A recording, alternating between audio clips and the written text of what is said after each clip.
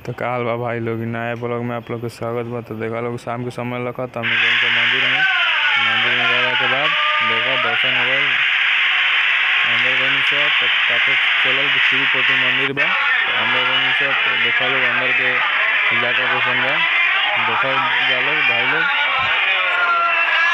तो हमनी के आते आते घंटी बाजे लगल है। तो देखा लोग हमनी के अंदर गए नहीं तो नहाल धोल तो ना बनी से, तो गए से अंदर से घूम के आवता नहीं जा। देखा लोग अंदर गला के बाद यहाँ मूर्ति बहुत सारा रखा देखा गया। अंदर गला के बाद देखा लोग कैसन बा। वीडियो को ज़्यादा से ज़्यादा लाइक कमेंट शेयर और सब्सक्राइब करना तो ना भूलिएगा दोस्तों।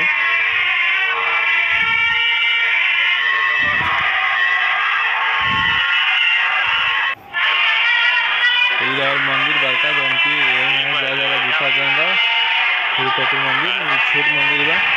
देखा लोग जाता नहीं ब्लॉग अच्छा लगा तो चैनल को सब्सक्राइब